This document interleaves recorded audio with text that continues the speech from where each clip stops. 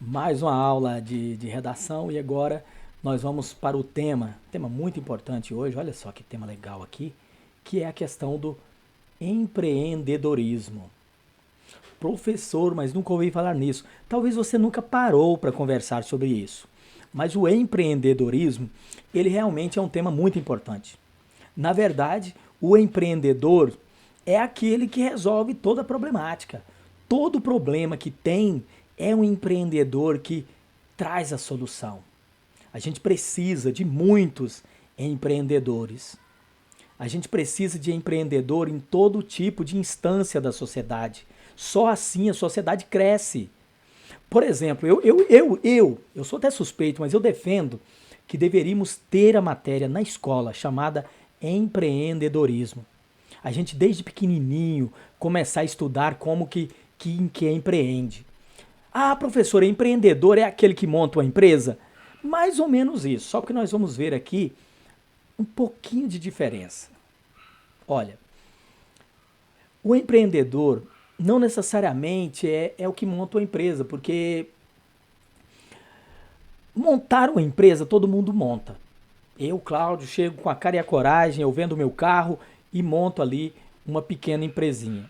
Vamos supor. Eu, Cláudio, fiz isso. Eu fui lá, montei minha pequena empresinha. Só que a maioria dessas empresas, elas não têm futuro. Chegam a dizer aí que a maioria delas vão à falência no primeiro ano, porque a pessoa não era empreendedora. Ele apenas foi uma pessoa que quis uma oportunidade. O empreendedor, ele é mais pé no chão, ele tem um planejamento, é uma pessoa que tem uma visão, é uma pessoa que é capaz de, por exemplo, teve um caso muito curioso. É, Lá em Fortaleza, uma senhora, e ela tinha um emprego muito bom, ela era uma executiva de uma grande empresa. Num belo dia, ela largou tudo. Ela largou tudo. Olha o que aconteceu com essa senhora. Ela foi passear em Fortaleza. Ela foi passear em Fortaleza, né? Aquelas férias que a gente faz mesmo, ir à praia. E ela então se encantou com Fortaleza. E automaticamente veio uma ideia. Ela pensou, gente, se eu montasse um negócio aqui, eu ia viver bem demais. E ela, como eu disse, ela tinha um emprego e ela ganhava muito bem, executiva de uma grande empresa. Mas ela largou tudo, pediu demissão do emprego, pegou as economias que ela tinha, vendeu a própria casa e foi lá para Fortaleza. Montou uma pousada muito interessante ali. E hoje a mulher é referência lá em Fortaleza. A pousada dela é uma das mais procuradas. Pousada daquela 5 estrelas. Por quê? Porque ela teve visão. Ela sim foi empreendedora. Ela não foi simplesmente por uma oportunidade. Como eu disse, vamos dizer, eu, Cláudio, estou sem dinheiro, estou desempregado, eu vendo meu carro e vou vender CD pirata ali. Eu vou e vendo meu carro, compro umas máquinas e começo a fazer calças para vender. Eu não estou sendo empreendedor, estou sendo, claro, um micro, um pequeno empresário. Estou montando uma pequena empresa. Mas é de acordo ali com o meu, com a minha vontade de progredir, de crescer, eu faço o que dá para fazer. Eu estou precisando, né, começar a ganhar dinheiro e então, forçado pela situação, lutando por uma oportunidade, eu fiz aquilo num gesto quase de desespero. A chance dessa empresa dar certo é muito pequena. Agora, eu, Cláudio, cabeça fria, com minha inteligência, e é por isso que eu digo que a escola devia me preparar para isso, me preparar para ter visão, me preparar para enxergar os problemas que a sociedade tem e me preparar para criar soluções, oferecer soluções para esses problemas. Aí sim, em forma, claro, de produtos, de serviços, de empresas. Isso tem muita chance de dar certo. Aí sim, a maioria das empresas que são formadas dessa forma, que a pessoa teve um gesto ali de interpretação e de visão do futuro, essas empresas têm mais chance de dar certo, claro. Muito mais chance de dar certo. Aí vem aqui no nossos textos, tem aqui mais ou menos uns dados de empreendedorismo no Brasil. Olha, a pesquisa é pesquisa antiga, porque eu não achei a nova. Se vocês acharem a mais nova, essa aqui é de 2016. Mas embora, né, já tenha aí 4 anos, ela ainda está muito, é, ainda está dentro. Não sei se a situação de lá para cá mudou não, mas diz o quê, ó? Que o problema das empresas é as dificuldades que ela tem no primeiro ano de atividade. Elas têm falta de clientes, claro, porque elas estão começando, ninguém nem sabe que eles existem. A pessoa geralmente começa, ele não tem capital, falta de conhecimento, porque como eu disse, a maioria da gente que começa uma empresa, a gente não é empreendedor e a gente nem sabe o que está fazendo, a gente está aprendendo por tentativa e erro ali na sorte, ó. 12% mão de obra, a gente não tem mão de obra, porque se a gente está começando aquele negócio, é complicado. Eu pagar um bom profissional daquela área, ele vai querer cobrar caro e eu não tenho condições de pagar esse alto salário.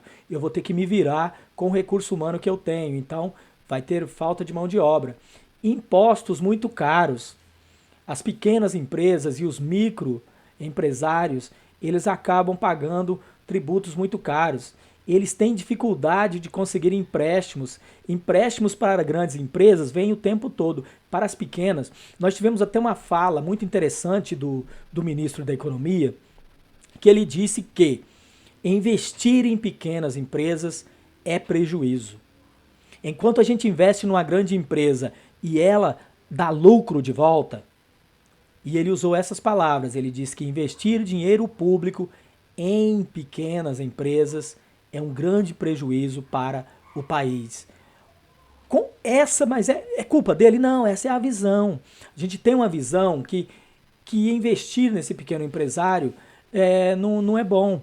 E com isso ele fica ali refém daquela situação. A inadimplência para eles é muito grande, até porque às vezes eles não estão muito bem ainda legalizados, eles ainda não têm condições de oferecer formas de pagamento que as outras oferecem. E claro, a concorrência é uma pedra no sapato, porque como ele está começando, e se já é uma empresa grande que mexe com aquele produto, não vai dar muito certo. E por mais, a burocracia, ela é terrível. Ou seja, você sendo empreendedor, você vai fugir de vários pontos desse aqui.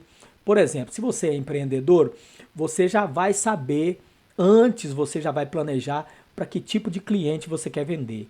Você vai montar uma empresa mentalizando aquele determinado cliente. A falta de conhecimento, a falta de capital você provavelmente vai ter. Essa aí já não tem jeito porque é um problema. Falta de conhecimento você não vai ter porque o empreendedor não vai mexer com um negócio que ele não sabe nada dele. A mão de obra, essa vai ser sim um problema, os tributos, porque aí não depende de você, a inadimplência. E a concorrência também, se você é um empreendedor, você vai conseguir estar um passo à frente da concorrência, porque você vai oferecer uma solução que os outros ainda não oferecem. E é esse o tipo de empresário que ele acaba prevalecendo no mercado depois do primeiro ano ali com sua empresa. Bom, o tema é esse então, ó. Voltando, quais os obstáculos para o empreendedorismo no Brasil? 2 pontos no tema: obstáculos e empreendedorismo, quer dizer, essa capacidade que o ser humano tem de criar empresas, de criar soluções, de criar produtos que a sociedade realmente precisa. Essa capacidade de planejar antes de fazer, de dar um passo, mas já saber exatamente onde está pisando. Esse é o empreendedor. Esse é o sujeito que eu penso que a escola deveria formar. A gente montar uma empresa, mas saber exatamente a empresa que eu estou montando. Eu saber exatamente o cliente que eu quero comprando o meu produto. Eu saber exatamente o que minhas concorrentes, quer dizer, fazer uma boa pesquisa dos concorrentes. Se eu ofereço um produto novo que ninguém ainda oferece, melhor. O empreendedor tem isso também. Às vezes ele vem para o mercado oferecer um produto que ninguém ainda oferece. E isso é fascinante. Outras vezes ele vem para concorrer com outros que já oferecem aquele produto, mas ele vem de uma forma que ele oferece soluções que os anteriores não ofereciam, porque ele faz uma pesquisa da concorrência antes, para saber o que eles oferecem, como que eles trabalham, o que os clientes reclamam deles. E quando ele oferece esse produto, ele já oferece resolvendo todos aqueles problemas. E é claro que ele vai crescer. O boca a boca vai fazer com que esse pequeno empresário logo se torne um grande empresário. E produtos novos mesmo. Qual é o caso do Uber? Olha, o Uber, Quem em sã consciência pensaria que uma ideia como o Uber poderia se tornar um fenômeno como esse hoje? E foi um gesto de empreendedorismo. As pessoas que criaram foram muito inteligentes, o iFood também. Pensaram, olha, esse mundo hoje da internet, as pessoas ficam muito em casa. E se eu criasse uma forma da pessoa poder ficar mais em casa? Ele poder ali curtir o momento dele em casa, o momento dele de lazer, ali assistindo o Netflix dele e tal. Netflix, olha que grande empreendedorismo. O sujeito viu potencial em um sistema como o Netflix e acabou, assim, de certa forma, tirando renda do cinema, falindo a TV aberta, fazendo toda a TV mundial se renovar diante disso. Então, o empreendedor é esse cara de visão, esse cara que percebe os problemas da sociedade, que é capaz de oferecer soluções, esse cara que quando ele vai montar uma empresa, ele faz uma boa pesquisa antes, ele entra num campo que ele conhece, ele não vai tentar montar uma empresa num ramo que ele não tem conhecimento nenhum. Logo, até a questão da mão de obra para ele fica fácil, porque ele pode treinar pessoas, ele pode criar protocolos para a empresa que ele está montando e ele mesmo, como ele tem o conhecimento, ele pode treinar as pessoas para que tenha mão de obra. Aí, claro que tem impasses que não tem jeito. A burocracia, essa é do Estado, é o Estado que tem que resolver, o Estado tem que ser menos burocrático em relação ao empreendedor, em relação ao pequeno empresário. A questão da inadimplência, essa é complicada também. Fidelizar o cliente, fidelizar bons clientes, aí antes você tem que conseguir é, um, formas de pagamento que inibam um pouco a inadimplência. Oferecer descontos à vista, oferecer jeitos de cartão de crédito, mesmo que você perca um pouquinho, mas que você calcule isso no preço para que você não perca tanto. E muitos fazem isso muito bem. Se o produto vale R$ 10, eles colocam 12 porque R$ 2 é ali da maquininha, do cartão de crédito.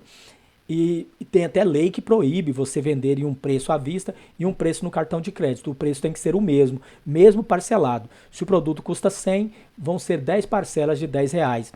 Então você vai ter que colocar esse produto como 120, por exemplo, para que na hora, mesmo sendo à vista ou parcelado, inclusive isso tem que ser calculado. A inadimplência tem que ser tirada no preço também.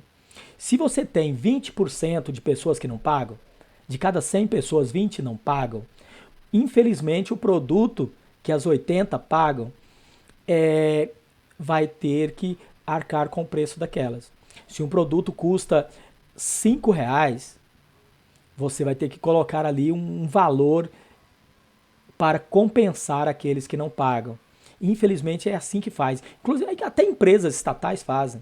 Eu lembro quando a Celg fez isso, tinha uma série de municípios de Goiás, quando era Celg ainda, agora é a Enel, tinha uma série de municípios de Goiás que não pagavam a energia elétrica consumida pelos órgãos ali públicos do município. O que a Celg na época fez? Ela rateou no preço da eletricidade, da energia elétrica para todos os moradores do estado de Goiás. Quer dizer, todos nós ajudamos a pagar aquela inadimplência. Por quê? Porque você tem que proteger sua empresa. Se você está perdendo, vamos dizer, todo mês, você está perdendo R$ 2.000 com inadimplência, pessoas que não pagam. Esse valor vai ter que ser distribuído para os produtos. Se você vende, sei lá, 2.000 peças por mês, 200 delas não estão sendo pagas, então você tem que pegar o valor delas e aumentar, dividindo, claro, proporcionalmente, nas outras peças vendidas. Com isso, você não tem perdas. O bom empresário, ele não tem perda. Mas são conversas. Raciocínio é seu, reflexão é sua. Pensa o tema.